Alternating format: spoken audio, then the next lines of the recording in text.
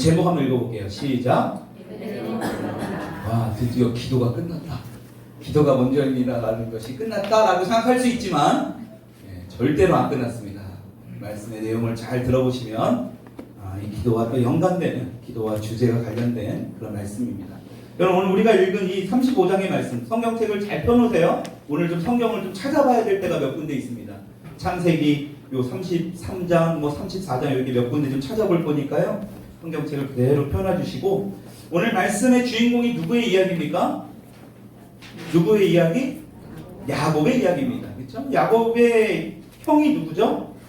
에서죠. 쌍둥이 형 에서. 에서를 속이고 지금 도망 다녔어요. 그렇죠?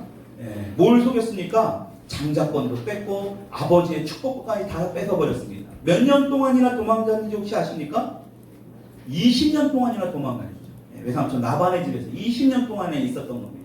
그곳에 있다가 지금 베델로 다시 돌아온 사건입니다. 그럼 20년 전에 이 베델에서 무슨 일이 있었느냐? 오늘 읽은 이 35장의 말씀은 지금 이미 외삼촌 라반의 집에 있다가 다시 돌아오는 거예요. 그렇죠? 베델로. 근데 베델로. 근데 창세기 28장 15절의 말씀 한번 펴볼게요. 창세기 28장 15절의 말씀입니다. 이제 처음으로 이제 형을 피해서요. 이제 외삼촌 라반의 집을 향해 가다가 이제 도망가는 거죠. 도망가다가 이제 하나님을 만나게 됩니다. 28장 15절 말씀 우리 같이 한번 읽어볼까요? 시작. 내가 너와 함께 있어 내가 어디로 가든지 너를 지키며 너를 이끌어 이 땅으로 돌아오게 할지라.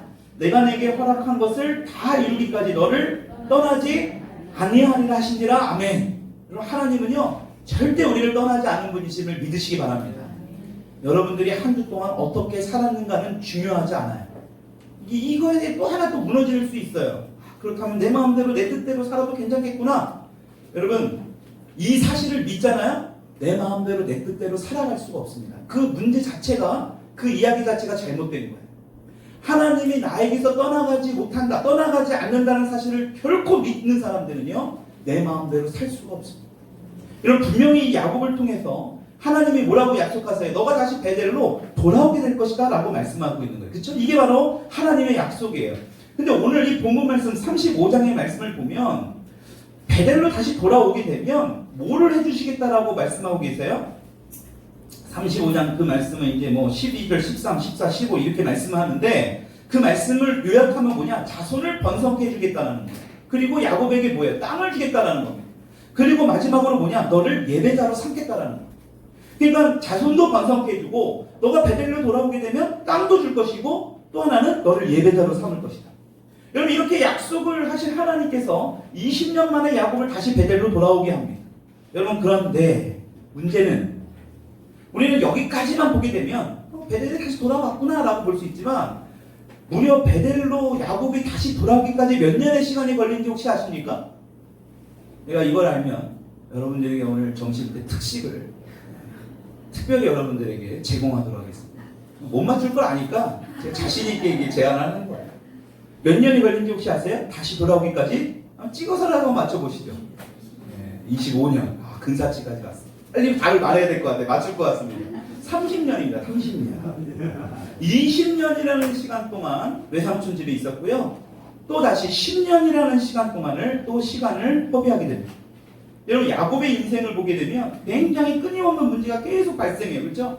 그 중에서도 어찌 보면 야곱의 가장 큰 인생에 있어서 가장 큰 어떤 죽음의 위기, 가장 절체절명의 위기라고 볼 수 있는 때가 언제일까요? 형 에서가 장자권의 축복을 빼앗고 아버지의 축복까지 뺐으니까 지금 어떻게 하고 있습니까? 야곱을 400명의 군사를 데리고요 지금 야곱을 죽이려고 합니다. 그렇죠? 야곱 한 명을 죽이려고 지금 이 400명의 군사를 이끌고 오는 거예요.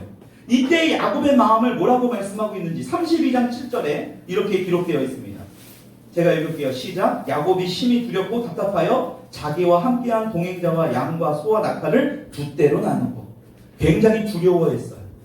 여러분, 우리의 인생도 어찌 보면 이 야곱처럼 우리가 인생이 느끼는 감정 중에 하나가 바로 두려움이고 또 하나는 뭘까요? 답답함이에요. 지금 야곱도 그랬거든요. 심히 두렵고 답답하다. 여러분, 이렇게 심히 두렵고 답답할 때 우리가 해야 될 일이 뭘까요? 기도입니다. 너무나 정답들을 잘 알고 계세요. 계속해서 지금 기도의 메시지를 전해 들으니까 여러분들도 지금 마음 가운데 답답하고 내 마음 가운데 두려움이 있을 때마다 기도해야 된다는 사실을 알아요.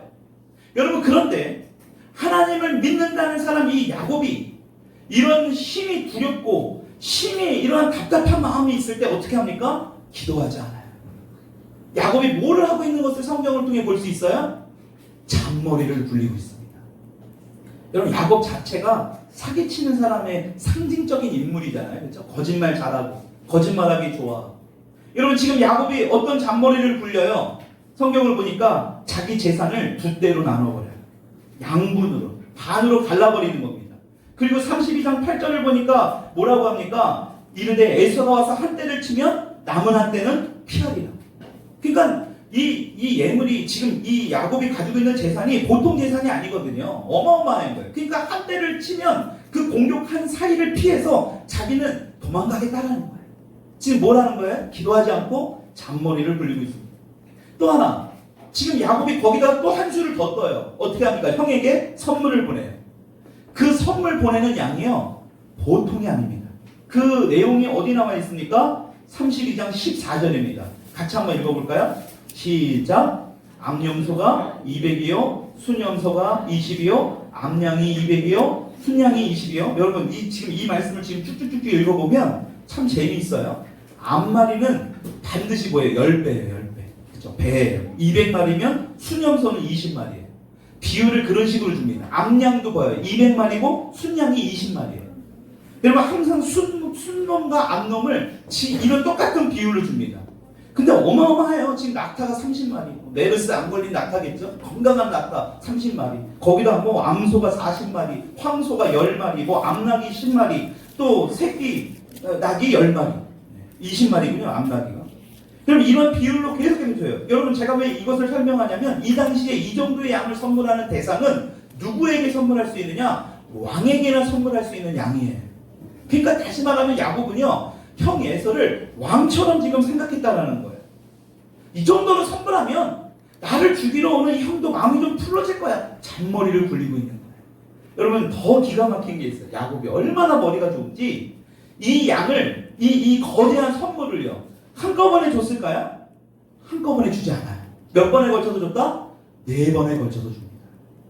이게 굉장히 어찌 보면 또 지혜라고 볼 수도 있어요. 그렇죠? 우리가 아내에게나 우리 자녀에게 선물할 때, 그렇죠? 예를 들어 뭐 10만 원어치를 선물한다면 매일마다 10,000원씩 10번을 선물하는 게 더 효과적이에요. 그렇죠? 한 번에 그냥 몰빵으로 다 주는 거거든요. 야곱은 그건 안 거예요.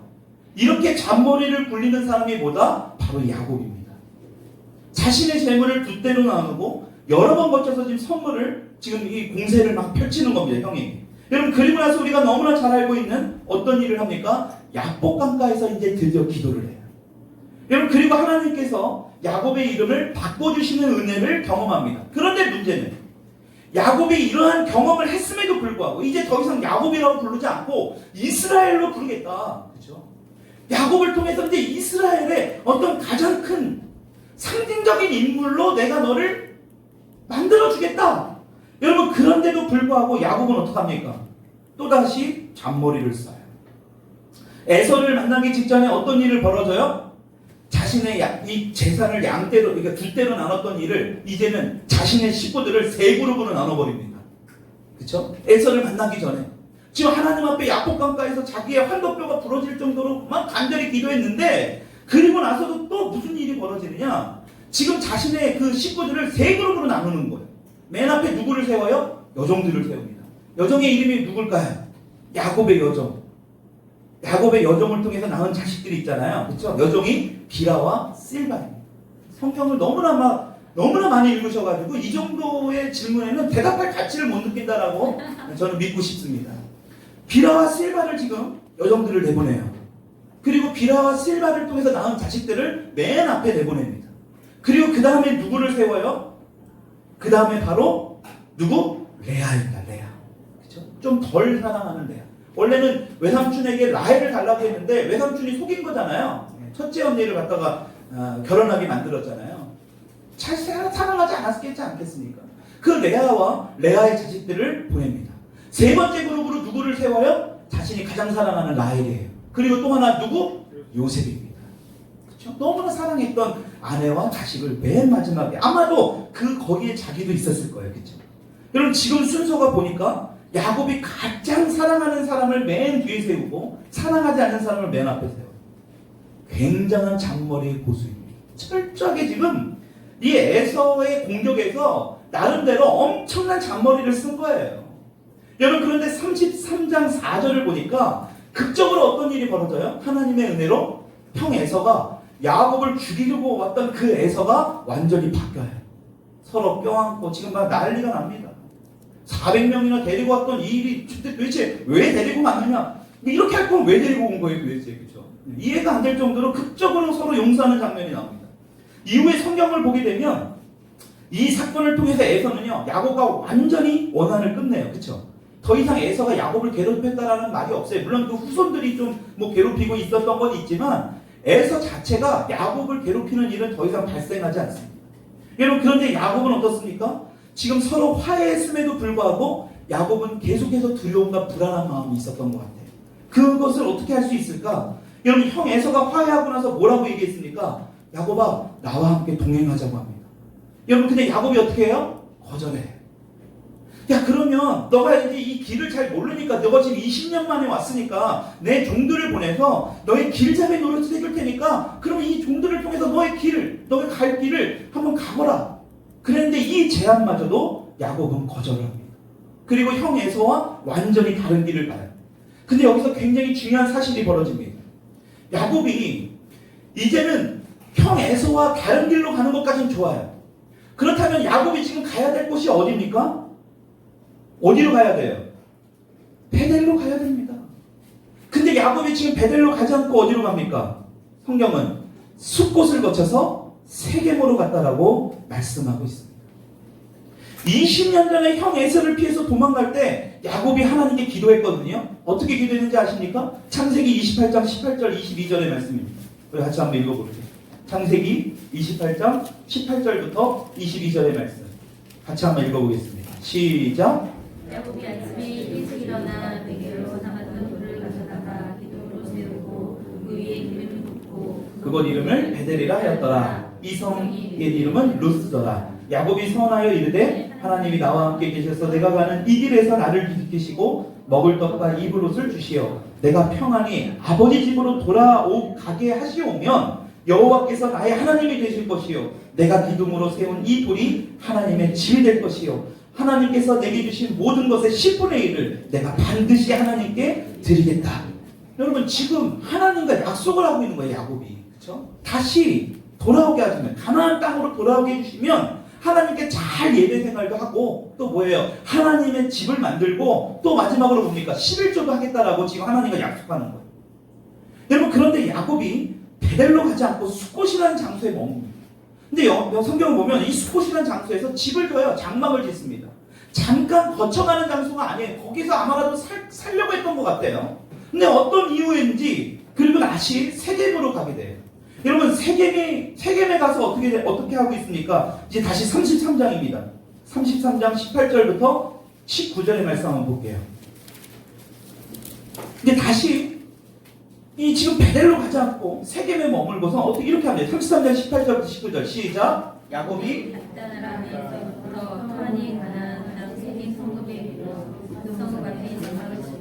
그가 장막을 친 밭을 세겜의 아버지 하몰의 아들들의 백흐시타에 샀으며 여러분 그곳에 땅을 사고 집도 졌다라는 말이에요.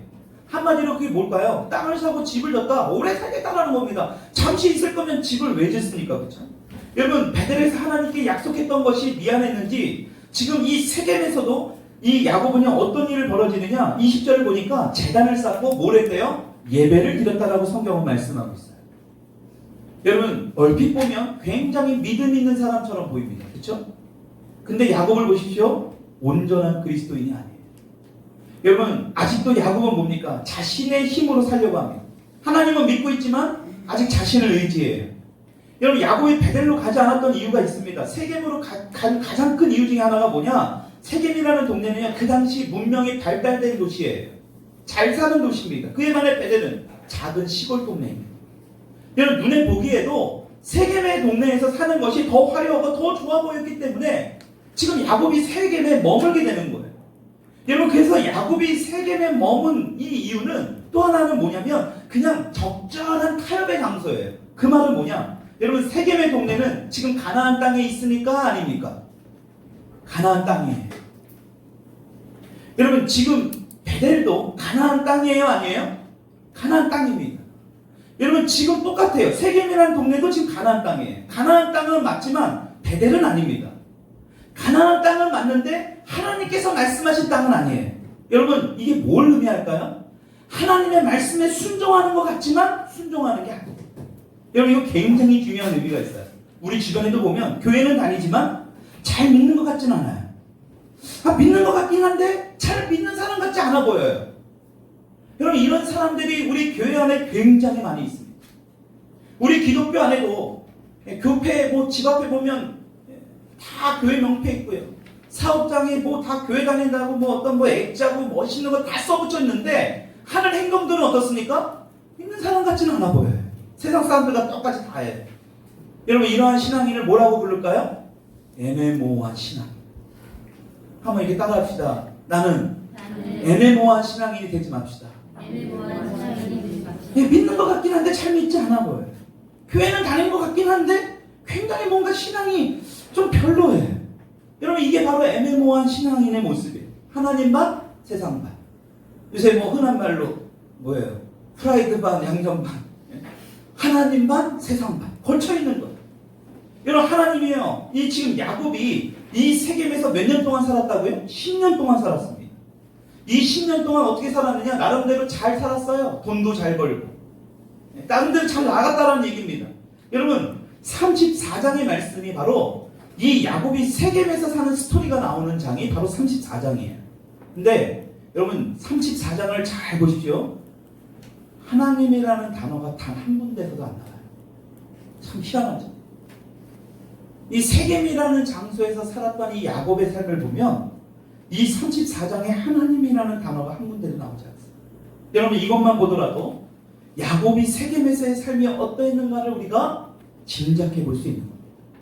여러분, 세겜에서의 삶은 철저하게 어떤 삶이에요? 세상적인 삶이에요. 자신을 철저하게 의지했던 삶이에요. 그러니까 베인 땅이 뭐예요? 잔머리를 여전히 굴린 거예요. 야곱 강가에서 하나님께 그렇게 기도하고 하나님의 은혜를 경험했던 이 야곱이 여전히 자신의 힘으로 살아가는 모습을 볼 수 있습니다. 뭘 하면서요? 하나님 반, 세상 반, 딱딱 반반씩 걸쳐가지고. 여러분, 이렇게 세상적으로 살던 야곱이 엄청난 실패를 경험하게 됩니다. 여러분, 그리고 나서 나오는 성경이 바로 35장이에요. 그렇죠? 여러분, 35장에는 하나님이라는 단어가 몇 번이나 나오는지 혹시 아십니까? 무려, 놀라지 마세요, 23번이나 나와요. 이제 비로소 하나님 중심적인 삶을 살아가니까요, 이제 하나님이라는 것이 이제 23번이나 나오게 됩니다. 여러분, 세겜에서의 삶이 어땠는가를 우리가 잠깐 살펴보면, 여러분, 아까도 말했지만 세겜이 어땠다고요? 잘 나갔어요. 잘 살았습니다. 근데 사건 하나가 터집니다. 어떤 사건? 야곱의 하나뿐이 없는 딸의 뭐가 일어나요? 성추행이 일어나죠. 그냥 거탈을 당하게 됩니다. 근데 새 동네 왔으니까 이 딸이 디나가 새로운 동네 구경하러 나갔다가 이 세겜의 사람에게 이제 거탈을 당하게 돼요. 디나라는 인물이죠. 그럼 이 소식을 들은 야곱이 어떻게 합니까? 자신이 어찌 보면 이 일로 더 큰 피해를 당할까봐 지금 가만히 있습니다. 근데 가만히 있지 못한 두 아들이 있어요. 누구예요? 시몬과 레이입니다. 둘째, 셋째예요. 야곱의 둘째 아들과 셋째 아들. 이 시몬과 레이가 어떻게 합니까? 복수를 하기 위한 세겜을 찾아갑니다. 근데 자신의 여동생을 건드렸으니까. 여러분, 그런데 이 겁탈하는 이 세겜의 아버지 하몰이라는 인물, 그렇죠? 하몰이라는 인물이 어떻게 합니까? 사과를 하지 않고 어떻게 해요? 오히려 당신의 딸과 결혼하게 좀 해달라고 합니다. 그러면 내가 당신의 부탁을 다 들어주겠다. 내가 대가를 지불하겠다. 진짜 결혼을 시킬 생각입니다. 그런데 이 야곱의 아들 시몬과 레이가 어떻게 합니까? 야, 그러려면 너희들 정결 예식을 해야 돼. 그게 바로 뭐예요? 할례를 하라고 합니다. 그때 이 세겜 사람들이 어떻게 그 말에 그냥 그대로 믿어요. 시몬과 레이의 제안을 받아들이고 이제 할례를 행합니다. 여러분 보십시오. 할례를 행하면 남자들은 당분간은 꼼짝도 못해요. 그렇죠? 꼼짝도 못해 가만히 있어요. 그때 이 레이와 시몬이 다 죽여버립니다. 여기서 우리가 하나 봐야 할 것이 있습니다. 야곱이 어떤 인물이라 그랬죠? 사기를 잘 치는 인물이죠. 근데 지금 둘째 아들 똑같죠? 셋째 아들 시몬과 레이도 똑같이 사기쳐요. 여러분 이게 흐르는 거예요. 이게 여러분들의 부모의 모습이 자녀들에게도 똑같이 흘러가는 거예요. 제가 항상 상담하면서 느끼는 거예요. 자녀들이 게으른데 부모님들이 부지런하다? 있을 수가 없습니다. 자녀들이 부지런하면 부모님들도 부지런해요.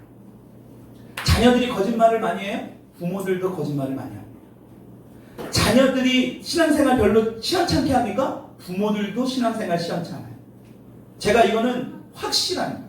제가 여태까지 10여 년을 거쳐서 개인 상담을 통해서 정확한 데이터를 뽑아볼 수 있는 실제적인 삶에서 본 거예요.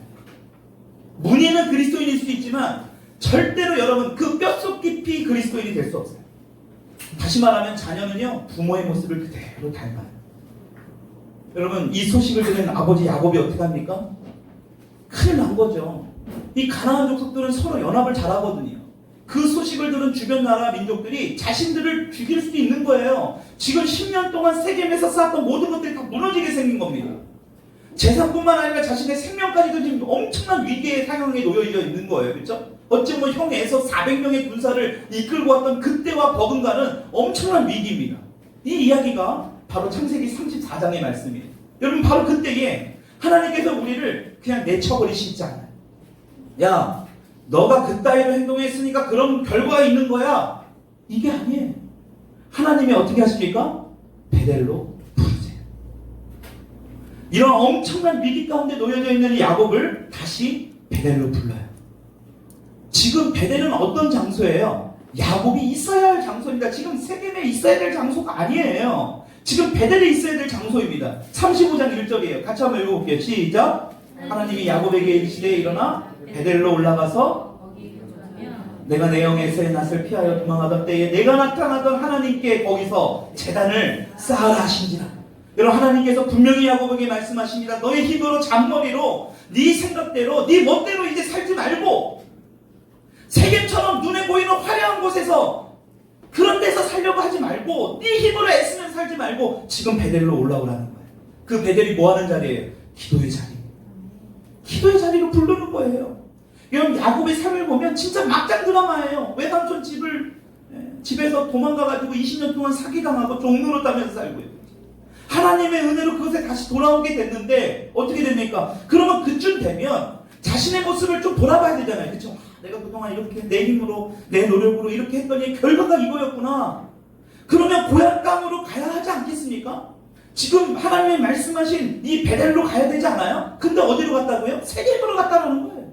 또 10년 동안 허송 세월을 합니다. 또한 몇 년이요? 30년 동안. 여러분 우리의 삶에도요 이럴 수 있다는 거예요. 충분히. 하나님은 오늘 우리에게 왜 이 말씀을 주십니까? 지금 야곱에게 다시 베델로 오라오는 거예요. 다시 돌아오라는 거예요.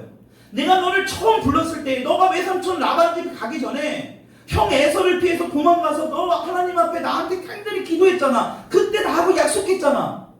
그거를 지금 야곱은요 돌아가지 않았던 거예요. 마음은 찜찜하니까 그냥 가나안 땅이라고 있는 그 반반 걸쳐 있었던 겁니다. 여러분 여기까지 오는데 몇 년이 걸렸다고요? 30년이 30년. 여러분 우리 인생도 똑같아요. 예수님 믿고 나서 주님께서 부르시는 그 장소로 다시 돌아가야 돼요. 근데 우리는 자꾸 뭐예요? 하나님 반 세상 반. 30년이 걸릴 수 있다는 거예요. 그렇게 사는 생활이. 하나님 반 내 삶 반. 여러분 그 삶이 30년이 걸릴 수 있다는 거예요. 이 신앙을 무슨 신앙이라고요? 애매모호한 신앙이라고 말씀드렸잖아요. 애매모호한 신앙. 여러분 베델이 어떤 자리입니까? 여러분 축복의 자리입니다. 베델이 바로 축복의 장소예요. 이곳에 오면 뭐 하겠다라고 약속했다고요? 자손을 많이 주겠다고 약속했고 땅을 주겠다고 약속했고 예배자의 삶을 살겠다고 약속해 주세요. 여러분 이게 다 축복 아닙니까? 여러분 이 세 가지의 약속이 이루어지는데 30년이 걸린 거예요. 여러분 오늘 하나님께서 이 야곱을 통해 우리에게 주신 말씀이 무엇이냐? 베델을 회복하라는 거예요. 애매모호한 신앙 이제 그만하라는 거예요. 세상만 하나님만 걸치지 말고 분명하게 하라는 것입니다. 여러분 30년이 걸려서 야곱이 기도의 자리를 회복하게 되었을 때에 이제 과연 어떻게 되는가? 여러분 굉장히 중요한 겁니다. 이제 기도로 회복한 거 아닙니까? 하나님의 말씀의 베델로 이제 돌아오게 된 거예요. 오늘 35장 말씀을 보면 그 결과가 무엇인지를 볼 수 있다는 거예요. 세 가지를 볼 것인데 오후 예배 때 한 가지, 오늘 오전 예배 때 두 가지만 볼게요. 첫 번째, 뭐를 할 수 있느냐? 기도를 했을 때 어떻게 되느냐? 바로 분별력이 생깁니다. 분별력. 그럼 2절의 말씀 한번 읽어봅시다. 시작.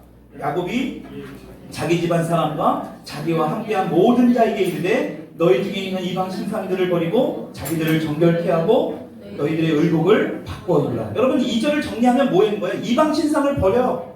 그리고 또 뭐 했어요? 자신을 정결케 하고 의복을 갈아입었대.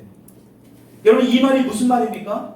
그 당시나 오늘날이나 하나님을 믿는 사람들도 자신들이 버리지 못한 우상들이 있다라는 거예요. 하나님을 믿는 백성들도요, 버리지 못하는 우상들이 다 있다라는 거예요. 지금 몇 년 동안 가지고 있었던 겁니까? 야곱도. 하나님을 경험한 사람이에요. 하나님과 씨름한 사람이 바로 야곱이란 말이에요. 그 사람도 우상을 가지고 있었다니까요. 목사님 저는 우상 없어요. 천만의 말씀입니다. 저나 여러분들 안에는 얼마든지 우상이 있을 수 있어요. 10년 동안이나 야곱이 있었어요. 여러분 베델의 자리에 기도하니까 뭐가 보이기 시작해요? 자신의 우상이 보이기 시작하는 거예요. 여러분 우리 인생에 두 가지 짐이 있대요. 하나는 뭐냐? 버려야 할 짐과 짊어져야 할 짐이 있대요. 무슨 짐이에요? 버려야 할 짐과 짊어져야 할 짐. 여러분 이것을 분별할 줄 알아야 돼요. 여러분 버려야 할 짐은 버려야 돼요. 그래야지 가벼워지지 않겠습니까? 버리면 돼요. 근데 대부분 뭐예요? 못 버려요. 왜 그러느냐? 분별력이 없기 때문에 그래요. 지금 야곱도 10년 동안 가지고 있었던 겁니다. 외삼촌 집에 나오면서부터 가지고 있어. 뭐 드라빔이라든지 그 당시 그 신상이 돈을 가져다 준다라는 그게 있었거든요. 부유를 농사를 잘 짓게. 여러분 또 하나는 짊어져야 될 짐이에요. 여러분 이 짐은 피하면 안 돼. 이건 버리면 안 돼요. 근데 우리는 반대로 가죠. 짊어져야 될 짐을 안 지려고 하고 이게 버려야 될 것을 오히려 우리는 짊어지려고. 우리는 반대로 가고 있어요 지금. 여러분 짊어져야 될 짐은 피하면 안 돼요. 그래서 우리가 뭐 해야 됩니까? 하나님께 능력을 달라고 기도해야 돼요. 그래서 예수님이 뭐라고 말씀하세요? 수고하고 무거운 짐 자들아 다 내게로 오라. 내가 너희를 쉬게 하리라. 내 멍에는 쉽고 가볍다. 여러분 예수님께 다가가면 뭐 하겠다라는 거예요? 내 무거운 짐, 내가 버려야 될 짐을 다 버리게 해주시겠다라는 거예요. 그리고 나서 뭐 하는 거예요? 짊어야 할 짐을 내가 너에게 능력을 더해주겠다는 거예요. 그 짐이 쉽고 가볍대. 근데 우리는 지금 거꾸로 가니까요 너무나 힘든 거예요. 우리는 인생의 이 두 가지를 잘해야 돼. 버려야 할 것은 과감하게 버리십시오. 여러분 이 분별력이 있어야 돼. 지어야 할 짐 분명히 져야 돼. 그 능력을 구할 수 있기를 축복합니다. 여러분 제가 치유센터에서 지금 교수로 또 이렇게 강의도 하고 있지만 여러분 그 주제가 바로 중독입니다. 여러분들 우리가 잘못 생각하는 게 있어요. 중독을 흔히 말하면 일을 많이 하는 사람이 일 중독이다라고 생각해요. 여러분 아니에요 그건. 일을 많이 하는 사람이 다 중독이에요? 절대 아닙니다. 중독은 뭐냐? 내 일 때문에 하나님의 관계까지도 다 끊어지는 것. 여러분들의 일로 인해서 하나님께 기도하고 하나님께 예배하는 그 자리까지 다 끊어지는 것. 여러분 그게 일 중독입니다. 여러분 다른 게 중독이 아니에요. 돈 중독? 다른 게 아닙니다. 내 돈 때문에. 여러분 지난주에도 제가 잠깐 우스갯소리로 했지만 우리 청년들 결단해야 돼요. 지금도 여러분들 보세요. 지금도 여러분들이 시간적으로 내 마음적으로 하나님께 구별하지 않는데 부모님들이 이미 다 노년이 돼서 힘이 없었을 때 이 친구들이 다 결혼하고 장가가고 했을 때 과연 신앙생활 몇 명이나 할까요? 지금 하지 않으면요 그때도 할 확률은 거의 없어요. 여러분 결국엔 어떻게 된다는 겁니까? 야곱의 상처럼 살 수밖에 없다. 엄청난 고난을 경험할 수밖에 없어요. 딸이 겁탈을 당하는 엄청난 사건을 목격할 수밖에 없는 겁니다. 여러분 우리는 복을 받아야 되겠죠. 복의 사람이 되기를 축원합니다. 여러분 근데 중요한 건 뭐냐? 우리가 그 복을 만들어내려고 하지 말아주세요. 제발. 그 복의 근원이 누구예요? 하나님께서 만들어주신 그 복을 경험해야 된다는 거예요. 여러분 이게 진짜 축복의 주인공이에요. 근데 우리는 자꾸 하나님과의 관계도 생각하지 않고 일을 열심히 해서 그 축복의 주인공이 되려고 합니다. 여러분 결코 그럴 수 없어요. 여러분 그래서 마틴 루터 아시죠? 종교개혁을 이끌었던 그 마틴 루터가 하는 말이 있습니다. 나는 바쁘기 때문에 기도한다. 얼마나 바빴겠습니까 그분이. 여러분 그렇게 바쁘신 분도요 바쁘니까 기도한대. 제가 여러분들에게 항상 하는 말이 있어요. 목사님 오늘 교회 못 갈 것 같아요. 왜요? 바빠서요. 그거는 여러분들이나 예전 교회를 섬겼던 그곳이나 다 똑같아. 다 똑같아. 저도 예전에 평신도 생활할 때 그렇게 했던 것 같아요. 목사님 오늘 바빠서 못 가요. 여러분 그 바쁜 가운데도 기도할 수 있는 저와 여러분들 되기를 축원합니다. 그래서 여러분 하루를 마치고 침대에서 한번 생각해 보세요. 내가요 굳이 한번 잘 생각해 보면 굳이 하지 않아도 될 일들이 굉장히 많았다라는 걸 보게 돼요. 이거 굳이 안 했어도 되는데. 여러분 야곱은요 이 세계명으로 갔어는 안 되는 거예요. 10년 동안 지금 엄청난 손해를 본 겁니다. 왜 그랬을까요? 분별하지 못했기 때문에. 지금 굳이 하지 말았어야 될 행동을 한 겁니다. 결국은 자신의 딸까지도 지금 겁탈을 당한 거 아니겠습니까? 여러분 그런데 기도를 하니까 어떻게 됩니까? 바로 버려버려요. 기도를 통해서 뭐예요? 버려야 될 것들을 과감하게 버려버리고 분별력이 생겨질 수 있는 저와 여러분들 되기를 축원합니다. 두 번째예요. 기도를 하면 벌어지는 일. 바로 권위가 생겨요. 권위. 여러분 5절의 말씀 한번 읽어봅시다. 시작. 그들이 떠났으나 하나님이 그 사면 고을들로 크게 두려워하게 하셨으므로 야곱의 아들들을 추격하는 자가 없었더라. 여러분 아까도 말했지만 야곱이요 세겜에서 10년 동안 대성공을 거둡니다. 부자가 된 거예요. 여러분 근데 문제는 뭔지 아세요? 권위는 하나도 없었어요. 어떻게 알 수 있느냐? 여러분 이 지금 시몬과 레이의 모습 보세요. 하지 말라고 그랬는데 아버지가 말렸잖아요. 근데도 말 안 들었어요. 말을 듣지 않은 걸 떠나서 뭐 합니까? 아버지에게 막 대듭니다. 아니 그러면 가만히 있으라는 겁니까? 내 누이가 이렇게 겁탈을 당하는데 가만히 있으라고요 아버지? 지금 아버지에게 막 대드는 거예요. 권위를 잃은 아버지의 모습이에요. 여러분 그런데 이 베델로 올라가 충만하게 이 야곱이 기도하고 나니까 어떡합니까? 아버지의 권위가 회복이 돼요. 35장 3절을 보니까 우리가 일어나 베델로 올라가자. 지금 야곱이 이야기하는 거예요. 하나님의 음성을 듣고 지금 자녀들에게 가족들에게 얘기하는 겁니다. 야 일어나서 베델로 가자. 여러분 그렇게 하니까 어떻게 합니까? 순종해요. 아버지에게 대들고 왜 내가 여기 갑니까? 세겜 땅 이제 좋은데 여기서 있을 겁니다. 안 그러잖아요. 여러분 그리고 또 어떤 일이 일어납니까? 세겜 족속들을 죽이고 나서 주변 민족들로부터 어떻게 해요? 야곱은 두려워해요. 보복당할까봐. 34장 30절을 보니까 뭐라고 나와요? 그들이 모여 나를 치고 나를 죽이리니 그러면 나와 내 집이 멸망하리라. 지금 두려움 가운데 놓여져 있는 거예요. 근데 베델에서 충만하게 기도하니까요. 주변 사람들로 그렇게 두려워하고 그렇게 겁이 많았던 이 야곱이 35장 5절의 말씀을 보니까 어떻게 바뀌어지니까? 그들이 떠났으나 하나님이 그 사명 고을들로 크게 두려워하게 하셨으므로. 여러분 이 말은 무슨 말입니까? 지금 야곱이 두려워 떠는 게 아니라 오히려 뭐예요? 가나안 족속들이 두려워 떠었대요. 뭐 하니까? 기도하니까. 여러분 그러니까 기도에는 이런 능력이 있는 거예요. 기도하지 않으면 내가 두려워할 수밖에 없는 거예요. 주변 사람들이 나를 막 공격할 것 같은 거예요. 그러니까 베델로 올라가서 충만하게 지금 기도하니까 야곱이 내가 두려워했던 그 사람들이 오히려 두려워하더라니. 여러분 이것을 무엇이라고 하는지 아세요? 바로 영적 권위. 한번 따라야 돼요. 영적 권위. 영적 권위가 회복돼야 돼요. 여러분 특히 우리 믿는 자들은 이 영적 권위가 좀 있어야 돼요. 그래서 여러분들이 직장에 나가서도요 세상 사람들처럼 그냥 하는 행동 다 따라가면서 하지 말고 우리 믿는 자들한테 그 권위를 좀 딱 지켜야 돼요. 그냥 맨날 헤헤헤 버리고 막 이러지 말고 진짜 좀 뭔가 기독교인답게 뭔가 그 권위를 딱 지켜야 돼요. 그러면 함부로 여러분들을 함부로 못 봐요. 세상 사람들이 우습게 못 봅니다. 근데 보세요. 마귀는요 우리를 계속해서 비웃어요. 마귀의 손에서 떠나지 못하게 하는 게 마귀의 특성이에요. 우리를 낙심시키게 하는 게 마귀입니다. 그러면 결국엔 뭐가 돼요? 눌려요. 그러면 어떻게 됩니까? 두려워하게 되는 거예요. 사람들 만나기가 두렵고. 여러분들이 하나님의 자녀라니까 성경이 지금 찬양도 했잖아요. 엎드려서 기도하고 간절히 기도하면 내가 두려워 떠는 것이 아니라 오히려 내가 두려워했던 그 사람들이 두려워 떨게 되는 역사를 경험하게 된다는 것입니다. 여러분 이게 바로 기도의 능력이에요. 저는 개인적으로 우리 덜림교회 성도님들이 이런 이 영적으로 눌려있는 삶에서 벗어날 수 있기를 축원합니다. 그런 이 봉당 지역이라는 자체가 진짜 자꾸 그런 것 같아. 자꾸 그런 거를 심어줘 사람들이. 뭐 어디에서 실패해서 뭐 어디로 오고 어디 실패해서 또 어디로 오고 어디로 온 동네가 이 동네가. 그럼 여기 있는 사람들은 다 실패하는 사람들이에요? 다 못 사는 사람들입니까? 아닌 사람들이 있어요. 영적 권위를 가지고 살아야 돼요. 근데 그 권위를 못 가지니까요 뚫리는 거예요 세상 사람들한테. 쭈삣쭈삣거리고 당당하지 못하고 눈치 보게 되고 그 사람들이 술 한잔 안 먹으면 같이 먹어야 될 것 같고 내가 직장에서 불이익을 당할 것 같고 그 분위기에 맞춰주는 것 같고 그 사람들이 애인이 있어야 된다고 하니까 애인만 들고 말이야. 이 말도 안 되는 말들을 자꾸 한단 말이죠. 영적 권위를 잃어버리니까요. 분별을 못하는 거예요. 특히 우리 남편분들이 주님의 이름으로 축원합니다. 뭐를 축원할까요? 기도를 회복해야 돼요. 우리 남편분들이 있는데요. 기도를 반드시 회복할 수 있길 바랍니다. 여러분 그게 바로 권위자가 해야 돼요. 이런 말씀을 정리합니다.